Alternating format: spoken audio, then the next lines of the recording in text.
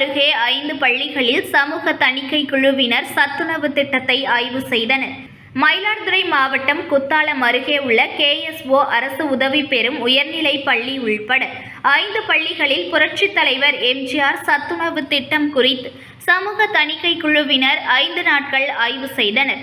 இதனைத் தொடர்ந்து 7 பேர் கொண்ட குழுவினர் தலைவர் உமா மகேஸ்வரி தலைமையில் பள்ளியில் சமையல் அறையை பார்வையிட்டு உணவுப் பொருட்களின் தரம் குறித்து சாப்பிட்டு பார்த்து ஆய்வு செய்தனர். மேலும் மாணவர்களின் வீடுகளுக்கு நேர்காணல் செய்து பெற்றோர்களிடம் கடந்த 1ஆம் தேதி தொடங்கி 4 நாட்கள் ஆலோசனை நடத்தினர்.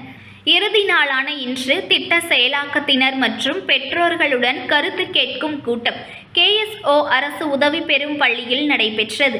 இதில் சிறப்பு அழைப்பாளராக மாவட்ட ஊராட்சி தலைவர் உமா மகேஸ்வரி சங்கர் கலந்து கொண்டார். அதனைத் தொடர்ந்து சமூக தணிக்கை குழு தலைவர் உமா மகேஸ்வரி ஆய்வு மேற்கொண்ட அறிக்கையை சமர்ப்பித்தார். மேலும் கூடுதலாக மாணவர்களுக்கு சத்துணவு வழங்க வேண்டும், அதேபோன்று மாணவர்களுக்கு வழங்கப்படும் தட்டுகளின் எண்ணிக்கையை உயர்த்தி தர வேண்டும் உள்ளிட்ட கோரிக்கைகள் முன்வைக்கப்பட்ட நிலையில் உடனடியாக அவை நிவர்த்தி செய்யப்பட்டது. பின்னர் பெற்றோர்கள் 12ஆம் வகுப்பு வரை மதிய உணவு திட்டத்தினை நடைமுறைப்படுத்த வேண்டும், காலை உணவு திட்டம் அனைத்து மாணவர்களுக்கும் கிடைக்கும்படி வழிவகை செய்ய வேண்டும் என தங்களது கருத்துக்களை தெரிவித்தனர். இறுதியாக மாணவர்களுக்கு தட்டுகளை மாவட்ட ஊராட்சி தலைவர் உமா மகேஸ்வரி வழங்கினார்.